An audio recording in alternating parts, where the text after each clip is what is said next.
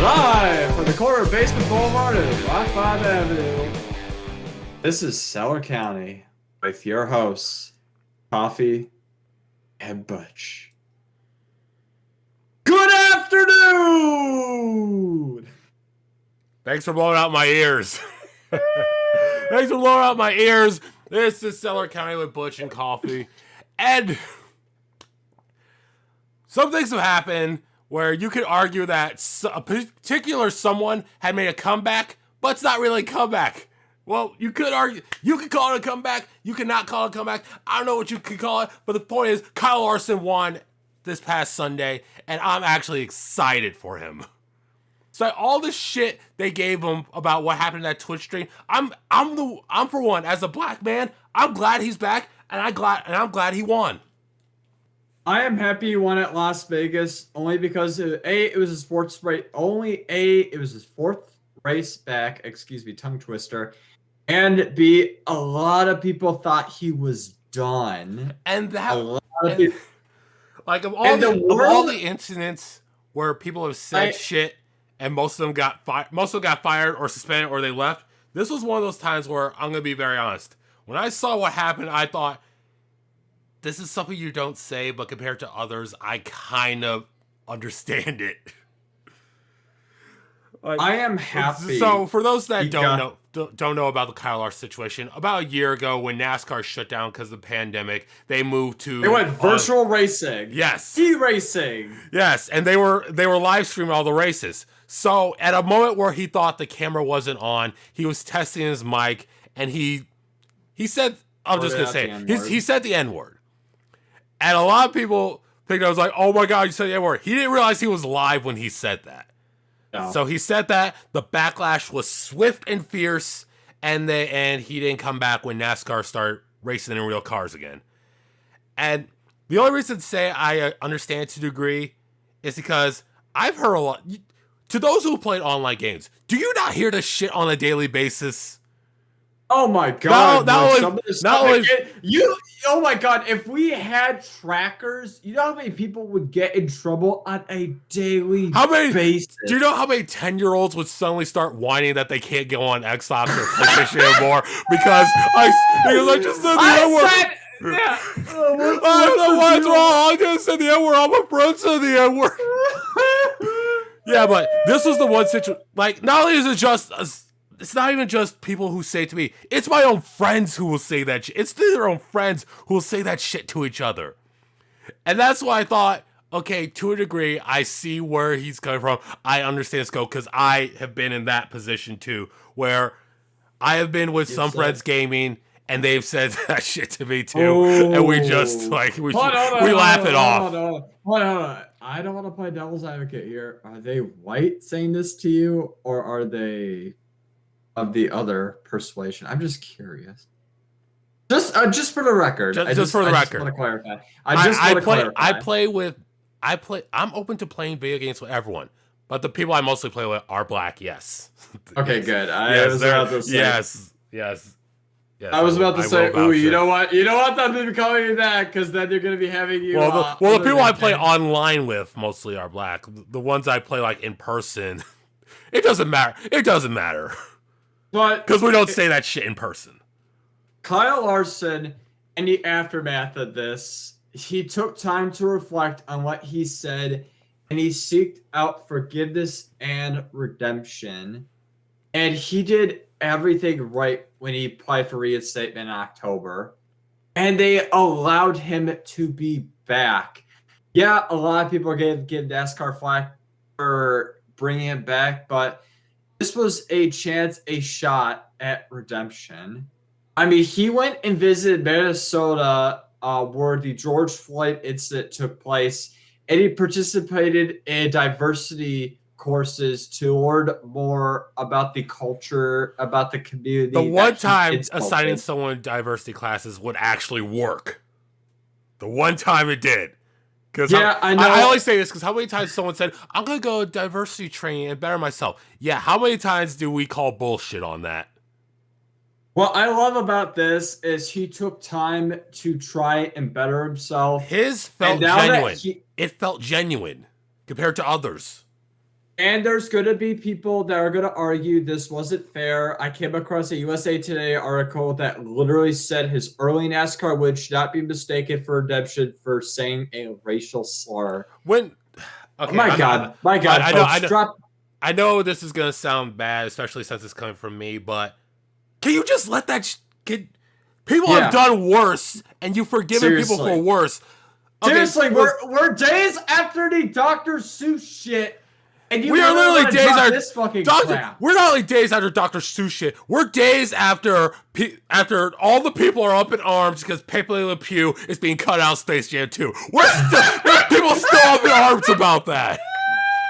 I didn't give a crap because I thought, oh wait, Pepe Le Pew is still part of this. Are you fucking serious? No, look it up. Okay. Yeah, no, look it up. Apparently. Here's the story. Here's the story from what I got for the Pepe Le Pew thing. Supposedly, he actually did have a scene in Space Jam 2, but reportedly it was cut because of a change in directors. There was a new person who came in who made a few changes to the movie, and his scene was cut. Of course, the common media, given what Pepe Le Pew's history, his character is. That's what they decided to run with. I thought, oh my God, could you people please? No, it's not like, okay, to be fair, Pepe Le Pew's character is today a very touchy subject. I agree with that. I definitely agree with that. Yeah. But I thought to be up in arms about the people. I'm going to say something about Space Jam 2. There's a lot of things that people are up in arms about. I'm getting off track here. People are up in arms about everything, dude. You know what's one of the funniest things people were up in arms, and I thought, you guys, the people who are up in arms about are the same people who had. Okay, let me start from again. Go ahead. Just say it. They redesigned all the characters for Space Jam 2. One of the biggest character redesigns was Lola Bunny. If you remember what she looked like in the first Space Jam, and then you looked at how she looks now, I saw the redesign and I thought, okay, that's not a bad redesign. I like the redesign, but there's so many people up in arms about this. Sex sells coffee. Sex sells. I don't care. I thought the redesign for first off, as a denizen of the internet, I am aware of Rule 34. I am aware of it. I did not know about that rule until my girlfriend broke it to me. Yeah, and I'm fucking haunted by that shit. Look, all I can say is that to a degree, there's two things I can say about Lola's redesign. I think the redesign is fine. I think it's fitting. It's definitely a modern take. The only thing is that I know Rule 34 exists. There are people out there who are still gonna make porn of it. Yep. And the thing is, and this is my internet dirty mind kicking in, is that when I looked at the design, I thought, it seems like her hips are still bigger than normal. Oh, Jesus. All right, enough with the sexualization of Bunny. Since we completely went off track at NASCAR, we're gonna get back on track to NASCAR. Kyle Larson won. I'm glad for him. And all I can say about NASCAR is I cannot wait for the Bristol dirt race. And if you're gonna be angry about him winning and him being reinstated, go fuck yourself. If you're gonna be angry about him, dude, get over it. Get a life. Just like the people who are angry that Team LeBron won the All-Star game. Now we're going to real basketball. We're going to the NBA All-Star game. I admit I didn't watch it because I was watching AEW Revolution at the time. So there was better things I had to do than watch a full potato full of events shoved into one day. I did go back and watch the competitions. All I can say is that 3-point competition was pretty fucking sweet. Curry's last shot was amazing. It's pretty amazing to see him still. You saw a little bit of it. A little bit. I'm impressed with his ability to still shoot. I'm impressed with the fact that Steph Curry has. I wouldn't say he turned around the Warriors, but we thought at the beginning the Warriors were going to be the worst team in the NBA because they really had. Draymond was hurt. Klay Thompson's gone. Durant left for greener pastures over in Brooklyn. Yeah, greener pastures, my ass. And we thought, okay, Golden State's gonna this is gonna be Get to your. bed. I would say they were gonna suffer completely, but they I were thought not gonna have a shit good the year. And guess bed. what? They're slowly turning the corner, and it's all thanks to Steph Curry. Yep, folks, the saltiest franchise in all of sports is back. I would say the Salts. I would say they're back. I would say that they're relevant again. Irrelevant, and I really don't want to hear the bandwagon Warrior fans. As for the rest, Consider we were honestly at that point bandwagon Warrior fans ourselves. LeBron won, folks. Congratulations. Everything's back to normal. Well, At almost least back. Well, there is one person who did better than LeBron did. Giannis? Yep, 16 for 16, folks. Perfect at the All-Star game. But has that ever happened before? Perfect. Has someone shot perfectly at the All-Star game? I don't think perfect at the All-Star game. Or at least not that I. Anyway, it doesn't matter. Giannis won MVP, recently. and this is actually one of those things where I thought, good, you won MVP. You proved that you are still one of the biggest stars in the NBA. Now, can you take the Bucks to #1? That is to be determined. That's to be determined. I think but it's gonna be a lot harder now because Brooklyn, Jesus Christ, they are stacked. Yeah, the super team of the future, and it's in the hipster capital of the U.S. Oh my God, you can't hate this team anymore than what it's already set up to be. And this team is set up for success. I mean, holy shit, with the way they play, it just blows my fucking mind how good they are. If they win, it'd be saltier than when the Cavs won back in 2016. You know, I'll be throbbing at the mouth. You have to check my fucking pulse. I would say it depends on who they beat. If they make the finals and win, it depends on who they beat. If they beat the only Lakers, teams I see stopping him, the Lakers and the Jazz are the only two teams I see stopping the Nets. The only two teams. Realistically, the Eastern Conference, I don't see anyone outside maybe the Bucks. Maybe the 76ers may have a shot Cavs. if they get a lucky seed. If they get a lucky seed, they might get it. What could they face right now? They face the Hornets. They face MJ's team, and they would absolutely murder them. Or if they overtake the 76ers, they're going to be playing the frickin' Hawks, for Christ's sakes. Oh, Lord, this team is about to be dominant.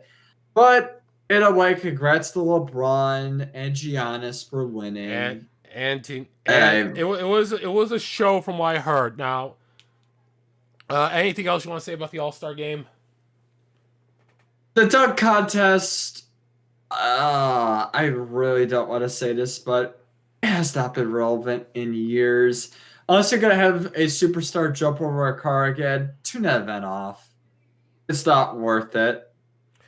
You know what would make the dunk contest more entertaining to me? Trampolines. Slam ball, yeah. Good old fashioned early 2000s slam ball.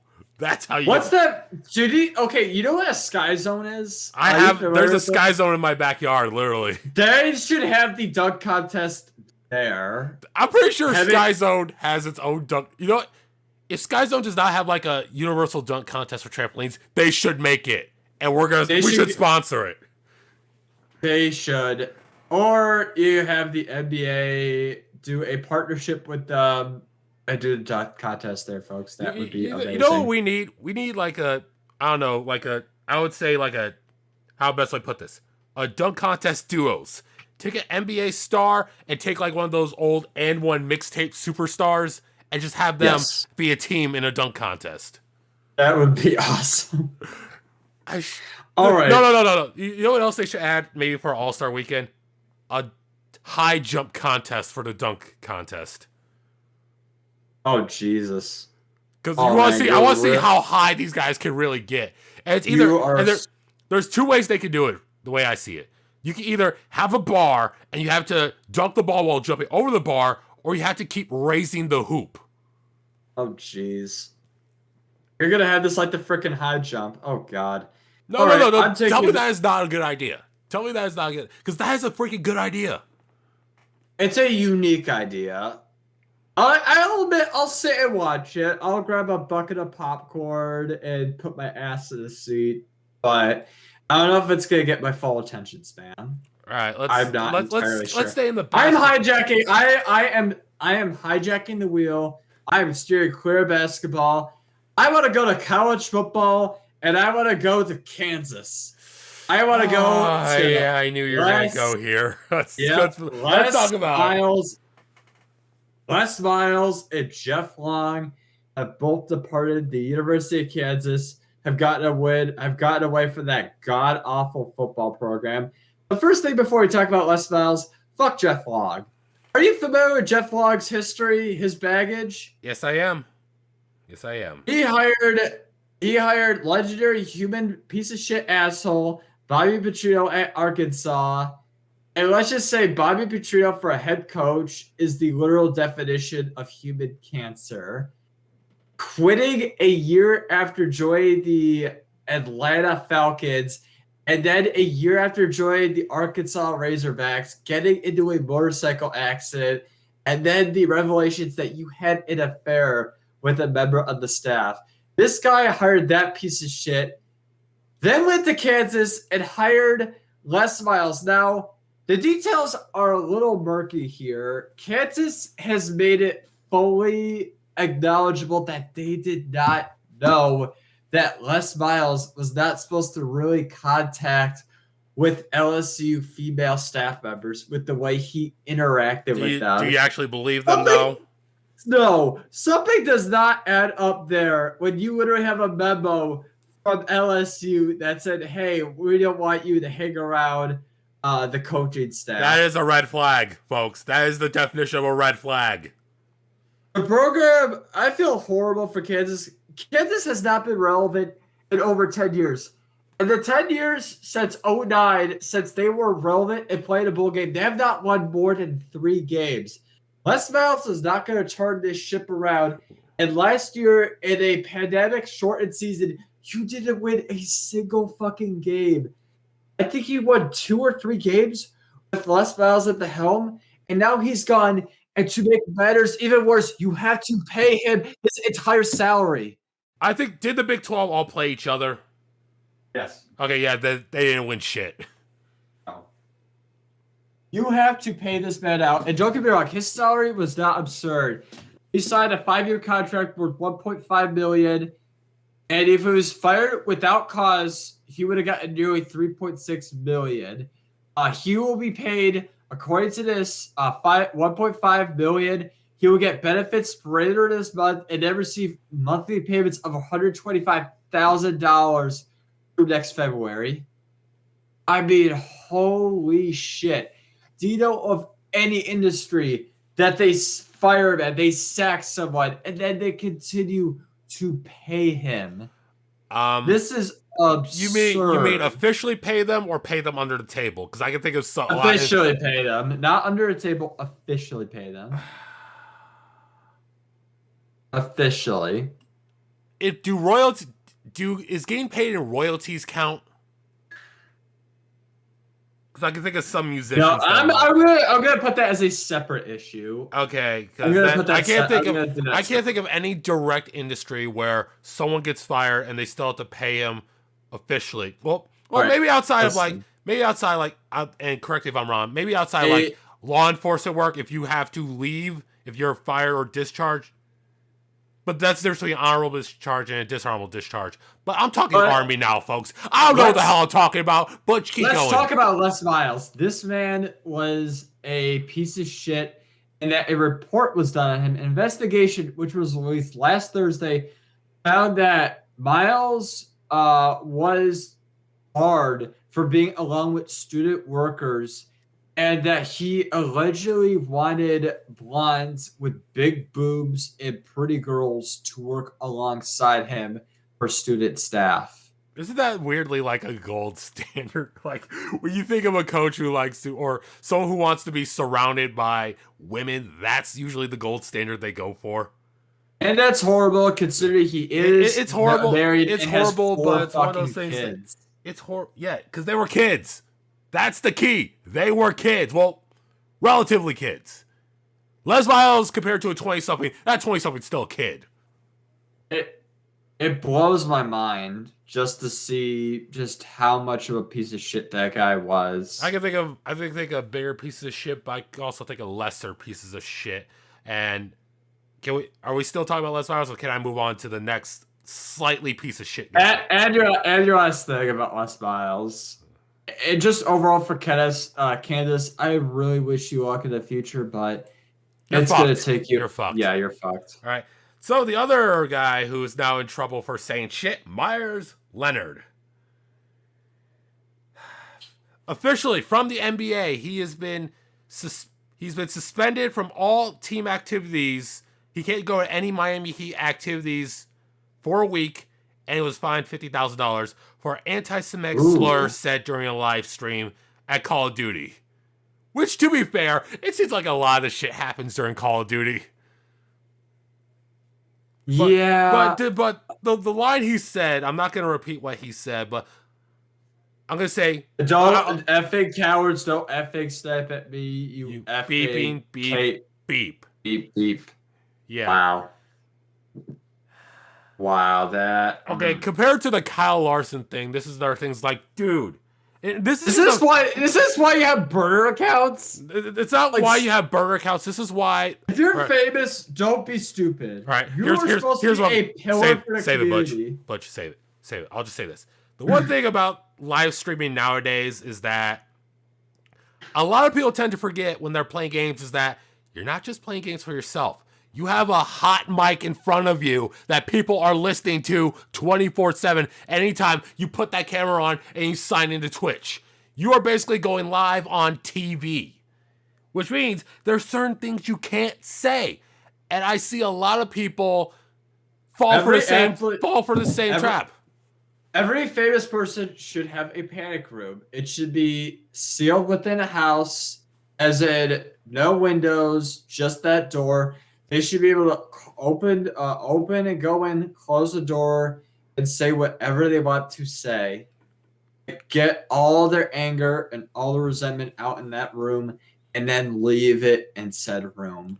And there is no place in the public for hate talk. If you play Call of Duty and you want to say shit and you go to the panic room, yeah, you can say all shit you want. You gotta come out. You're still gonna play Call of Duty. That's not gonna fix the fucking problem. The problem is don't play Call of Duty. And the bigger problem is, don't play Call of Duty with 10-year-olds who fucking street snipe.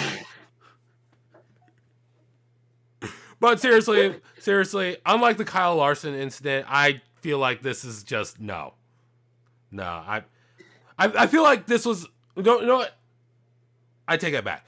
Compared to Kyle Larson, I feel this is a genuine mistake because these guys don't realize that they're on live TV and everything they say matters. And there's always someone out there, and I really pray it's not going to be us in the future, but I know we're going to say shit in the future because we're definitely going to say shit. But it's like it's one of those things where it's like demonetized. Fuck, we were never monetized in the first place. One of the things is that when you say that, you always think, "Oh, this guy said something and he got a lot of shit. He's in a lot of trouble. I'm going to try to be better. I'm going to not say shit." And then a few months later, you do that exact same thing. But like I said with Larson, it's in gaming, and I'm pretty sure he said shit like this to other people, and other people said shit like this to him. So it's not uncommon. It's just my advice to Myles Leonard: remember, when you're streaming, you're on TV. Don't do anything you're not going to do on TV unless you're trying to be like Jackass. In that case, swing for the fences. All right, now that we talk about those two controversies, it put them underneath the bed. Let's move on to a more... I have another controversy, but I'm going to save that towards the end. I'm going to save it towards the end. Let's move on towards greener pastures. And what I mean is a nice and positive story.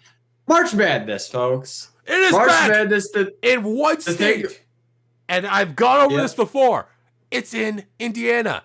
And surprise, folks. Butch, you want to tell a surprise?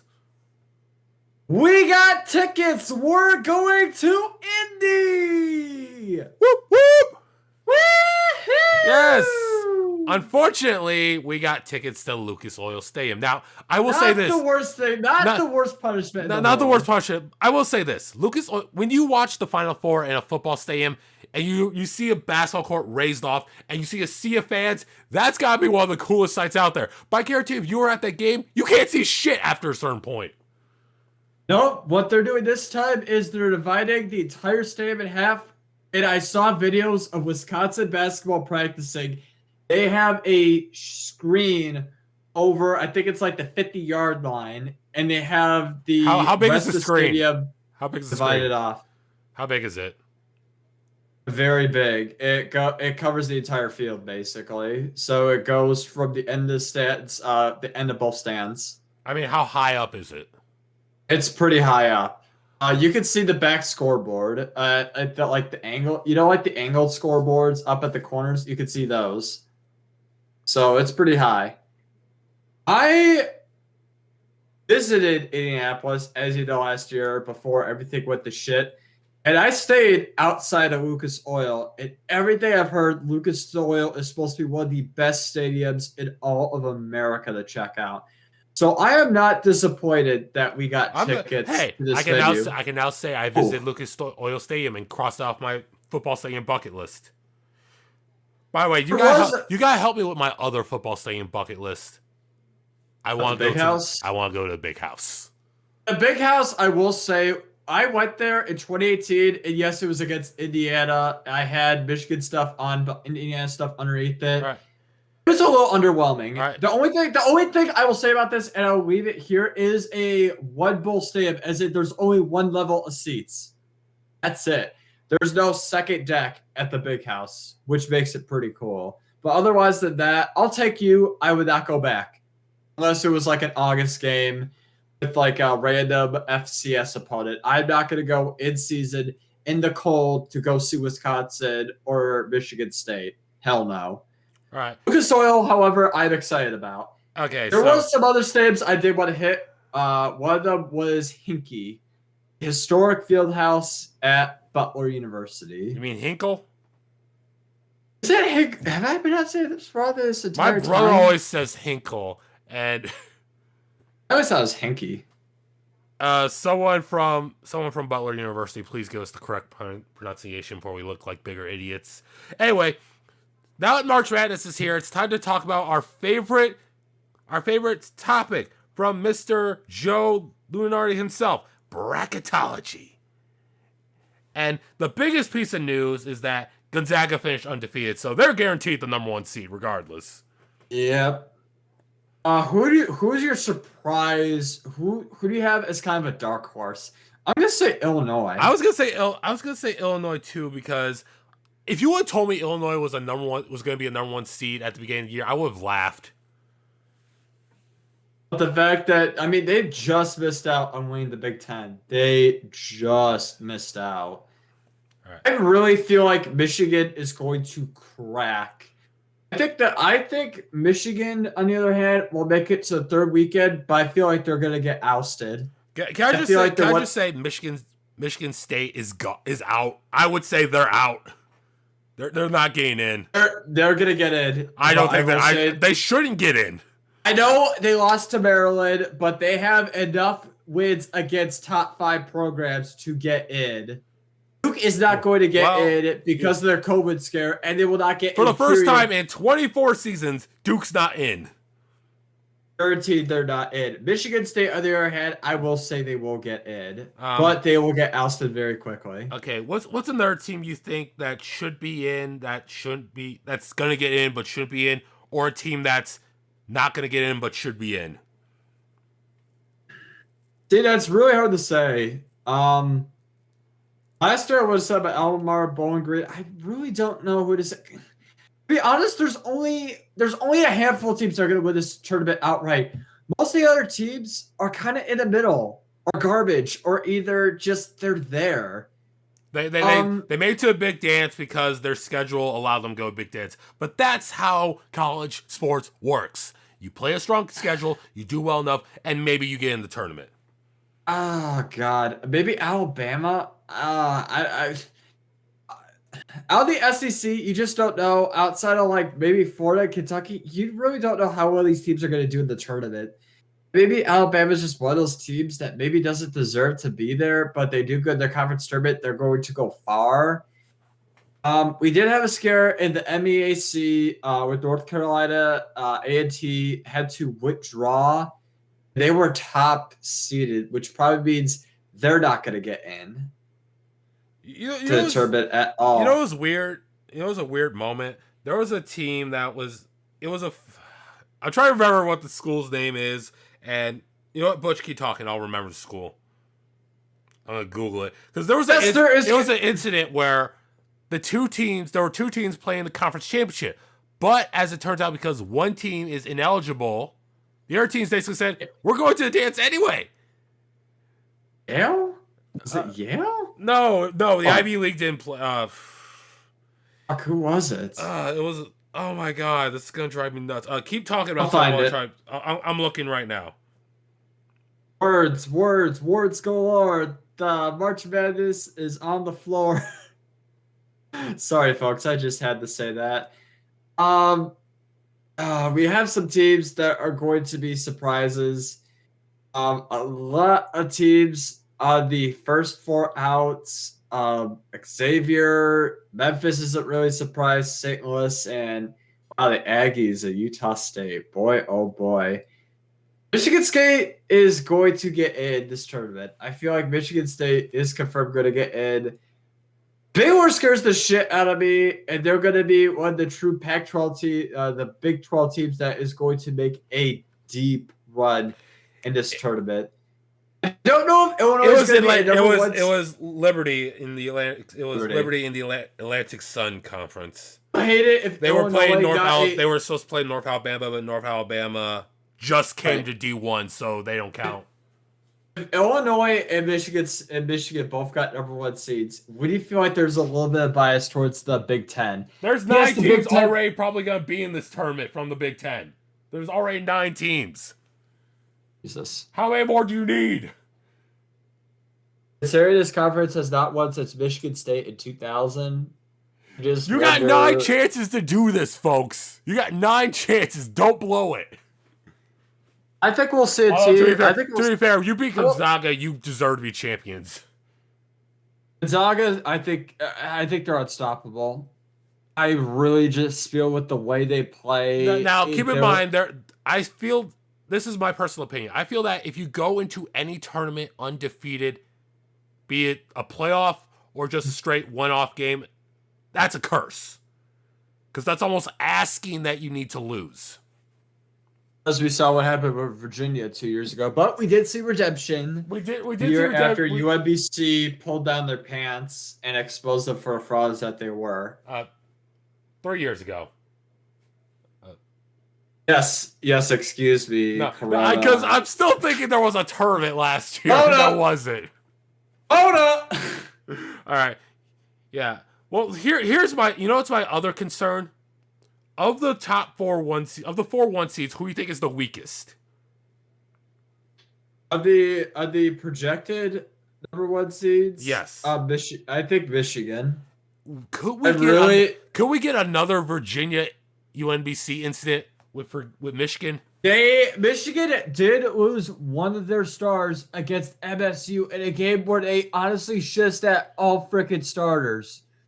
It was a questionable. Why would you play? That to me, if you lost to Michigan State like that to me is like you don't deserve the 1 seed. Get out. Eli Brooks is going to be out he's going to be out at least for the Big Ten tournament, and it's going to be when he comes back. It's a big if he comes back at this point.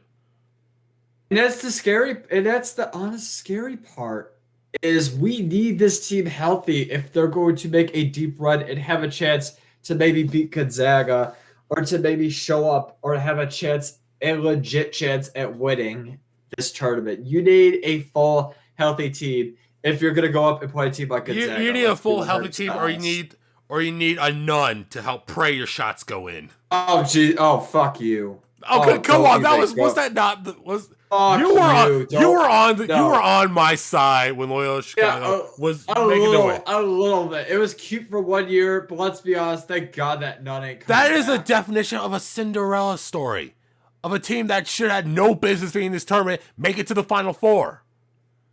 That is what this tournament is made for. Those moments. I almost want to hit that quip. I almost want to hit the mute button and just walk away.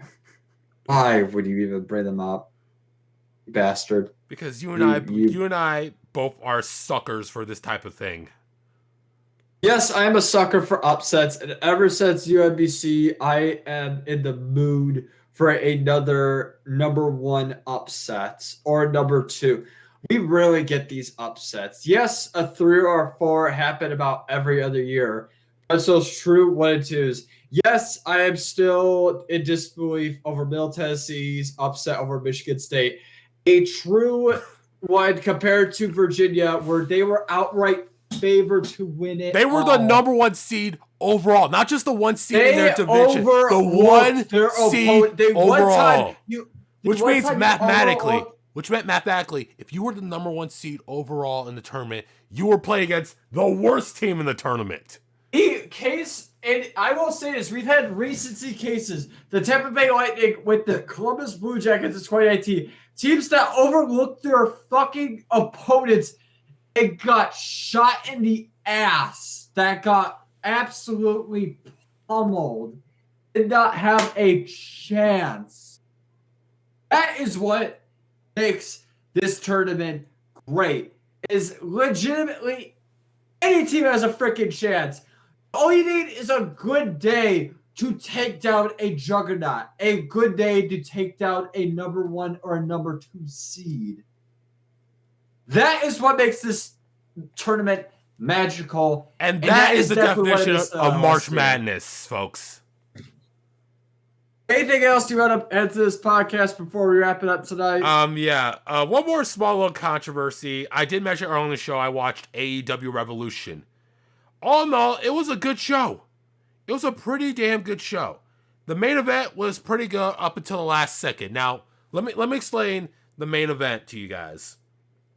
The main event was Jon Moxley versus Kenny Omega in an exploding barbed wire match.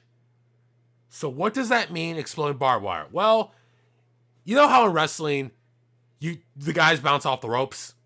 They run, they hit the ropes? Well, in this match, 3 sides of the ring are covered in barbed wire.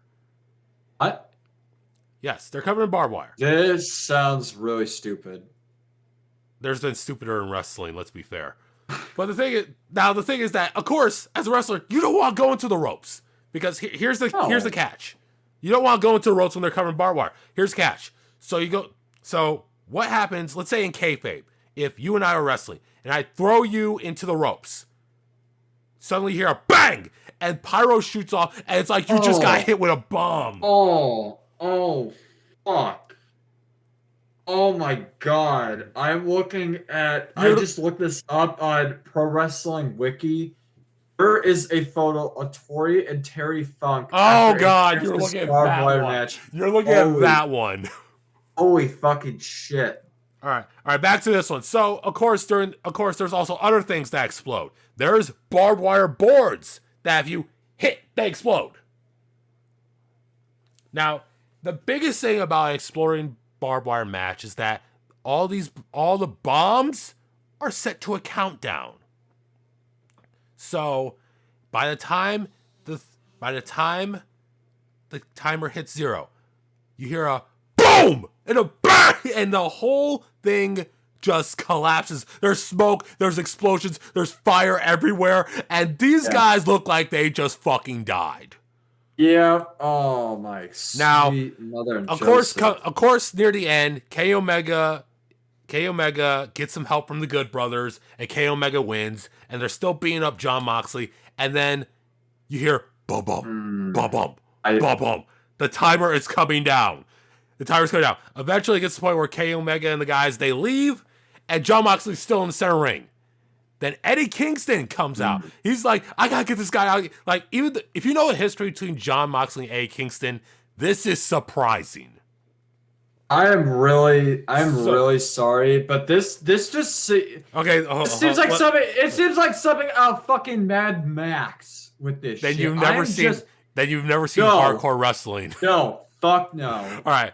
Fuck no. I showed you 10 minutes of Kevin Steen and El Generico in that ladder war. I showed you 10 minutes of that, and you were cringing. That's fine. That to a certain extent is fine. No, you play with fucking barbed wire? Holy shit. Okay, so anyway, back to the moment. So, of course, Eddie Kingston's trying to get Jon Moxley out. The timer's going. 10, 9, 8. He's still trying to get him out. 7, 6. He decides at the end to lay on Moxley to protect him from the voter. 5, 4, 3, 2, 1.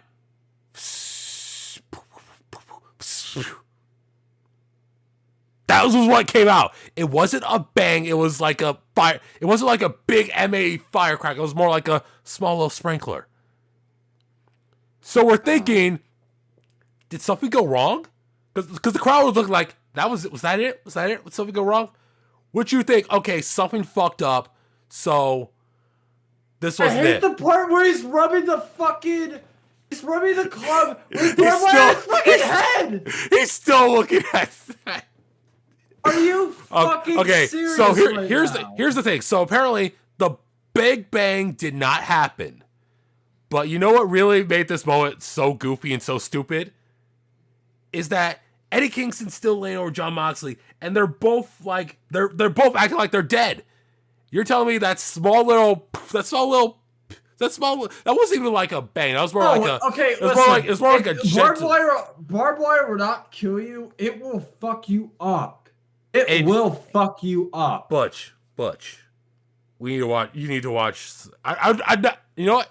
I was gonna say you need to watch more hardcore wrestling, but compared to the shit I know about hardcore wrestling, I don't want to show you that because I know you're gonna. Oh man! But anyway, the point is, this was supposed to be the big finale, and all you got is this whimper, and you got two guys trying to play like this small little. I would say this small little popper was like a death sentence. And then, of course, the pay-per-view went off the air, and then Moxley and Kingston cut a promo about it, and it was a fucking good promo. It was really good.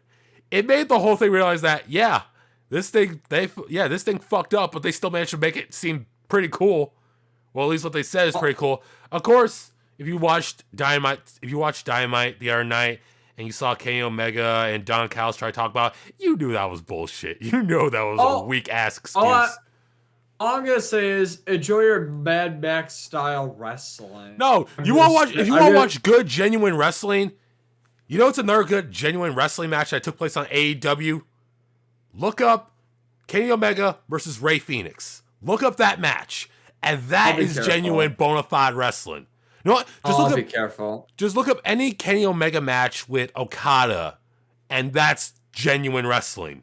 And the fact that people fight is entertaining to me. Well, I'll be honest. Just blows my mind. I'll be honest. No, just the barbed wire element. Well, here's what I was gonna say. Garbage wrestling fans are like a certain subset of fans that we don't talk about. They're entitled to like it, but we can mock them for it. It's like, how should I put this? Oh yeah, here's a good idea. Let's have a track surfaced with oil, and on the sides we have razor blades. Yeah, let's have a 100-yard dash with that shit. Should I tell them about the Inferno match WWE used to do? See, that sounds fun. No, you know how you win an Inferno match? You throw them through the flames? You legit set a person on fire. Oh, that's fine. I love that. No, but sharp objects, no. Oh no. Okay. Do not look up light tube matches, and to all the folks at home, please do not look up light tube matches. This is Cellar County. We will see you guys next week.